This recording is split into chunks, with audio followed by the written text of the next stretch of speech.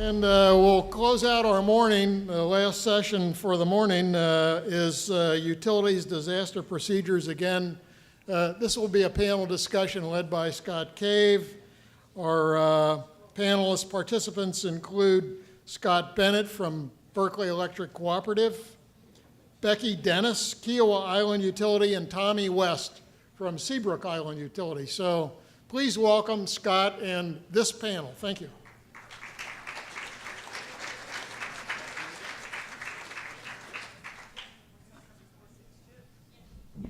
All right, thank you again.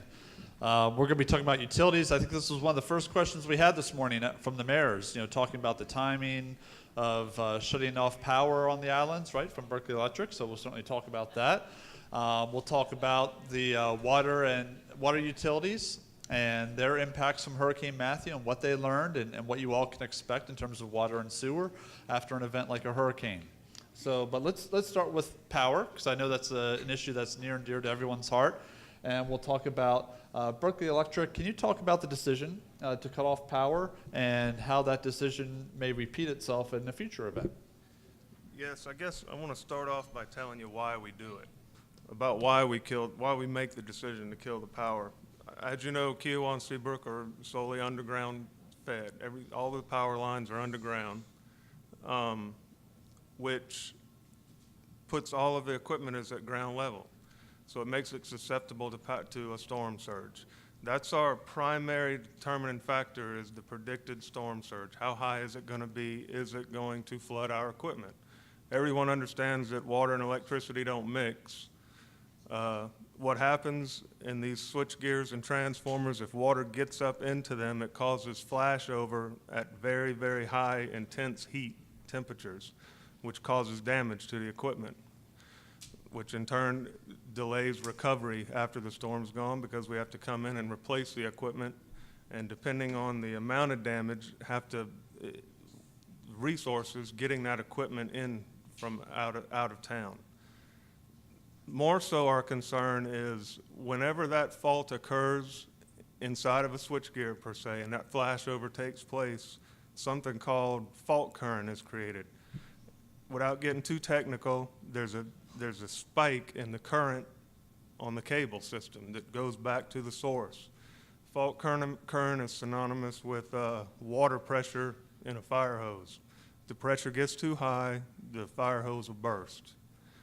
Same thing happens to our power lines that are underground. If that fault current, if we have water getting to multiple pieces of equipment at the same time all over the island, and you have a fireworks type situation where things are popping, that fault current gets on the underground cable and can cause underground faults.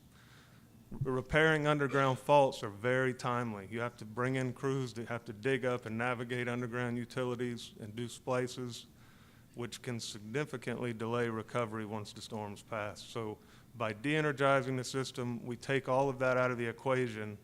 The water itself without power doesn't damage the equipment. We can come in there, inspect it, rinse it down, and re-energize it. But if we leave it energized, it could exponentiate the damage to the system, if that makes sense on a kind of 101 level. Absolutely, yes. So can you talk about the recommendations to the residents? We heard the mayor of Seabrook talk about how he would shut off the breakers in his circuit panel at his house before evacuating. Is that a good recommendation? And what else would you recommend the residents do before and then after the storm? The breaker situation, if the town has declared evacuation, typically that means that predicted storm surge is high enough for us to have de-energize the island. We try to delay that in conjunction or in relation to the evacuation to keep power on long enough for folks to prepare. But if you are leaving, you need to turn your main breaker off, because we don't know how severe the storm will be, when you will be allowed to come back. It could be 3 days, it could be 3 weeks. But you may not be here when the power comes back on. So you don't want that power going into your home if there's damage to your home. We want you to be able to come home to a house with your main breaker off so that you can assess any damage and turn on the power into your home one breaker at a time. We don't want any fires. Right. Okay. Very good. And then Becky, would you like to talk about your experience with Matthew, what you all learned and what recommendations you would have for the residents for water and sewer? See if I can get close enough. Oh, nope, I guess not. All right. Can you hear me? Okay.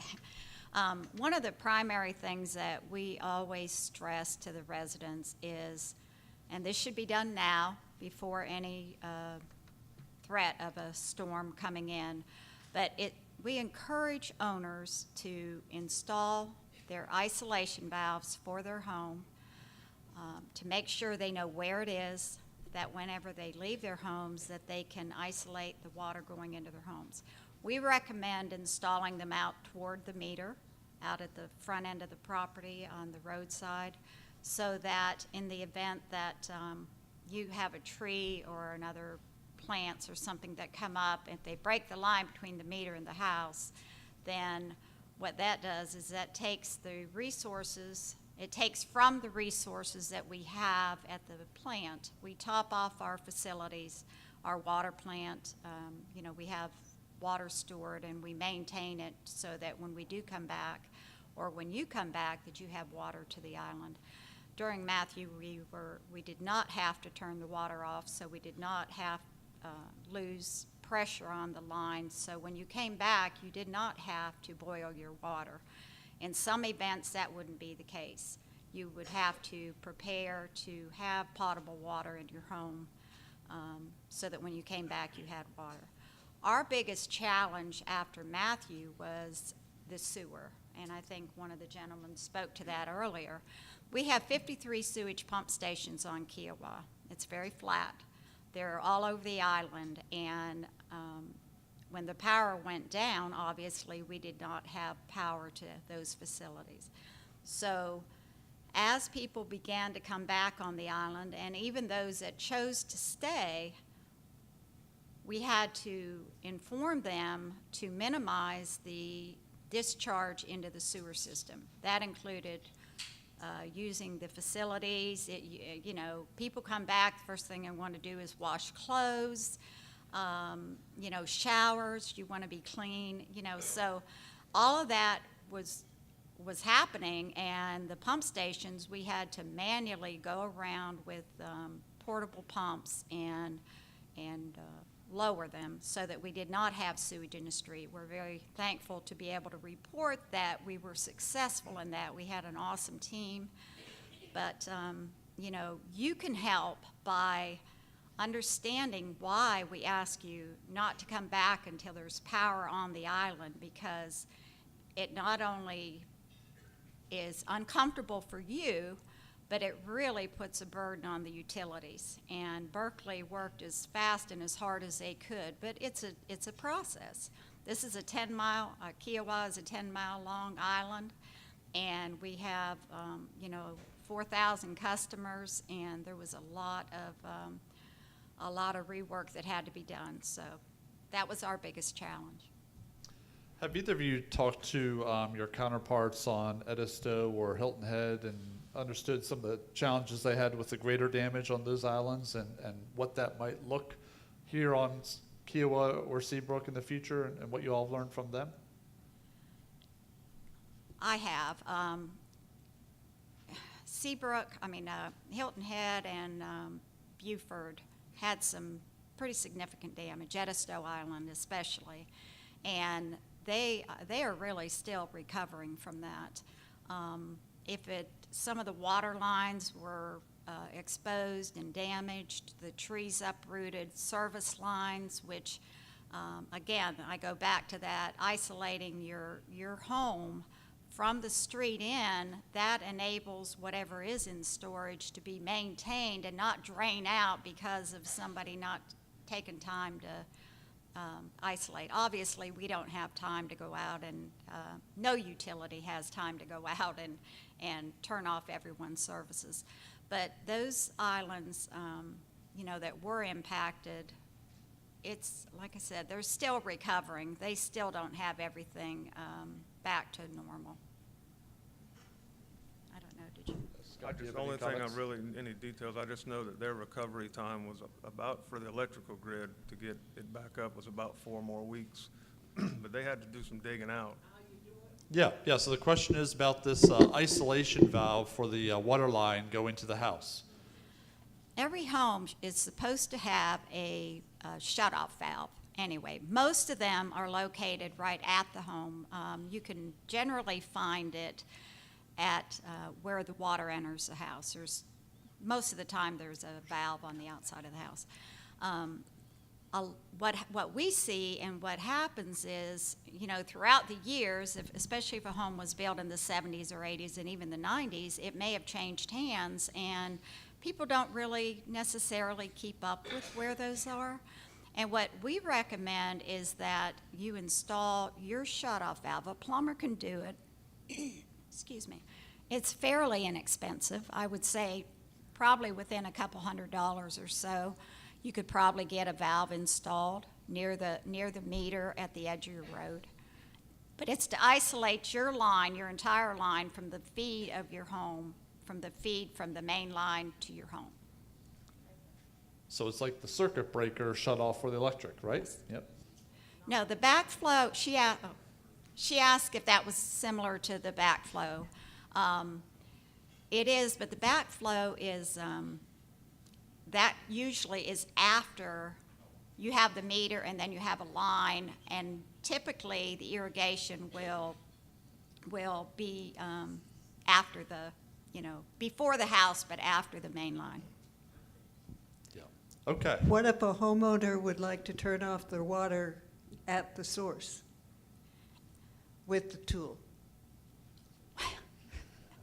Well, that is the property of a utility company. That is forbidden, and it really is illegal to do that. In an emergency, what happens though is everyone and their brothers out there turning water off, which is helpful and that's a different I don't know. It's kind of hard to answer that because you're not supposed to be doing that, and if you have the tool, then you may be doing it other times. So. Right. But they have their valve, and you're supposed to have your valve, right? I mean, that's really the way it's supposed to work. Okay. Next question. Yes, sir. Yes, sir. Two questions. Is it safe to assume that the standard operating procedure for Berkeley Power will be to shut off power in advance of a hurricane? First question. If the predicted storm surge we feel is going, we have to err on the side of caution. So if it's predicted to be 3 foot or higher, we're typically going to probably make the decision to drop down. It's even a lot easier to make that decision when we know that the town has called for a mandatory evacuation. Okay. Second question. In restoring power to both Kiawah and Seabrook, was the problem with Berkeley Electric Power or South Carolina Electric Power facilities or equipment? Why did it take so long? Oh, well, it came back on pretty quickly considering the circumstances, but power, the substation that feeds Kiawah and Seabrook, right out here by the roundabout, Seabrook substation, it's only as good as the transmission feeder that's coming to that substation, which is provided by Santee Cooper. So Santee Cooper did lose transmission coming to the island. They're faced with a set of circumstances just like the local power supplier is, Berkeley Electric, but on a much larger scale. So we can start our recovery process, which when the storm's passed, the first thing we do is we have dedicated crews, underground crews that specialize in underground, dedicated to Kiawah and Seabrook. As soon as that storm's passed and we can get safely out of the building and get down here, we have to do damage assessment. So they go out and they start at the substation, make sure everything in the substation is good, and then they start working on individual feeders that are branched out to the islands. They can start that damage assessment immediately. Once a circuit is deemed viable to come back hot, obviously they have to have transmission voltage to get that hot. So we're at the mercy of Santee Cooper to get the power back on, but we can still be saving time by doing the damage assessment. So to answer your question, we had to wait. The short story long, we did have to wait for Santee Cooper to energize their transmission lines before we could energize. That's the only feeder for the substation. Okay. Other questions in the back? What about propane tank safety? Ooh, I'm not a propane person, but yeah, I'd be talking out of ignorance with that because that's a separate department. Maybe that might be a good idea to have because propane has increased its numbers on the island for sure, and it might be good to have a BEC propane rep maybe next year. What specifically is your question? What to do before the storm? Yeah, should you be going out and turning the propane valve off, or just drive away and forget about it? I don't think you can go wrong turning it off. Yeah, what Scott has offered is to get some information from the propane division and forward that to town officials who can then put it out on town websites and other media. I'm going to wait for Stephanie, and she's the one with the microphone, and then we'll get our next question here. If you have a generator, an emergency generator that works off of propane, if you turn it off, obviously it's not working. If it's gas, they're pretty much useless. Well, Except for people. when I say turn propane off or your breaker off, I'm assuming that you're not in the home. Once you return home and you assess any damage, you want to make sure there's no damage to the propane line coming from the tank to the house before you turn anything back on, obviously. But I think once you're back home in the residence and there is no damage, I think it's fine to turn it back on, if that's what you're asking me. If you're leaving your home, but at the same time you want to keep an emergency generator running so that part of your, Well, you have to like make your freezer and that type of stuff, I mean, that's what they're pushing around. Yeah, that's a personal decision. If it were my home, I wasn't gonna be there, and I don't know how severe the storm's gonna, I wouldn't do it. That's Yeah. a personal decision you have to make. That's a personal decision, but I Plus, think, go ahead. if you do leave it on and you end up being gone for 3 weeks and your generator's running and you get back and there's no propane in the tank, it's kind of defeated the purpose. Yeah, but the same reason that they shut off power to save their equipment is, that logic applies to your home as well, Yes. right? I mean, you protect your home by de-energizing it, so that's always a good recommendation. Okay, next question. Any others? Yes, up here? Yep, Guy. Can you comment briefly on behalf of the electric on the outage viewer that is present in the smart I do, and I'm Okay, glad. so let me just repeat the question. Yeah. The question is, provide some detail about the Berkeley Electric outage viewer on the website. Yeah, I'm glad you brought that up because I wanted to at least make a comment about it so those of you who don't know that it exists know that it's on our website. Because if you're out of town waiting to get released to come back to your house, you want to know what's going on. And the longer the power's out, the more frustrated you get. But you can go on our website and there's a link that you can click on. It's an outage viewer. And what it does, it shows our system overlaid on a Google Map type scenario where you can see all of the outages that are current for the whole Berkeley system. It tells you the number of the consumers that are out, when the outage was reported, which can give you some consolation in knowing that we actually know that the outage exists. It doesn't give you predicted recovery time, but the towns have direct access to our Tony Vincent, our BEC key accounts manager. They have direct contact with him, and he gives them real-time information on progress of restoration. But at least you can go to that outage viewer and see what's going on in the system. And the outages are dictated by little colored dots, and you can monitor the restoration process by watching those dots disappear, basically. And Becky, what do you all have to convey information about the status of your system restoration to the public? What we do is we communicate it to the town, and they send it out in their alerts through the red alert. And but we do the updates through them and KICA, and we know that those are done, scheduled, and done periodically, and that most people are tuned into those announcements. That's our best way of communicating to everyone.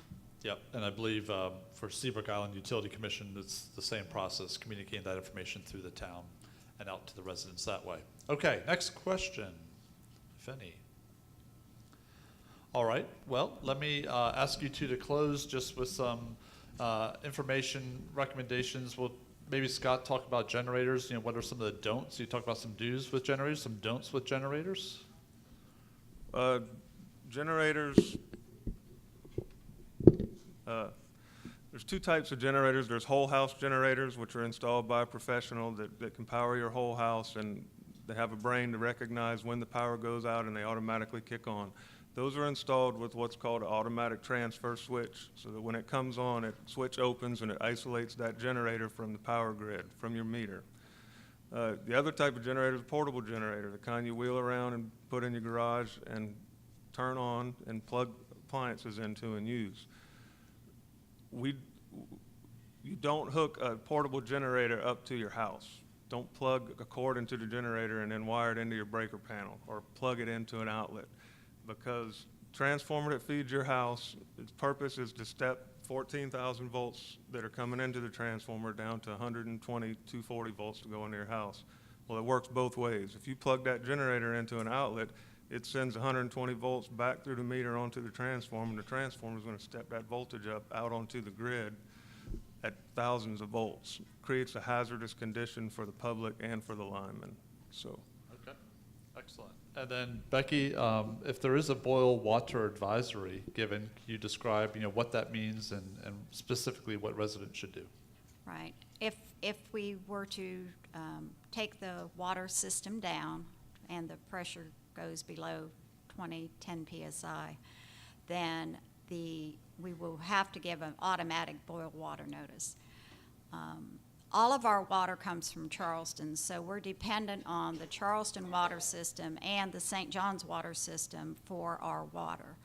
That is why we top off our tanks and secure our water supply on the island, so in the event that one of those utilities issues a boiled water notice, perhaps they had a section of their area was down, pay attention to the alerts you get from the town, because they will be giving you the accurate information. Just because you see a boiled water notice for Charleston or Johns Island doesn't necessarily mean that you have it for Kiawah. So pay close attention to that.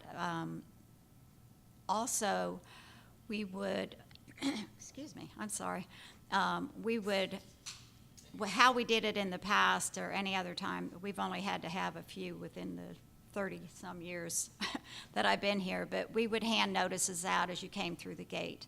Everyone that came back onto the island would have the notification of what the procedures would be, whether the drinking water was, that we had maintained the system as far as pressures.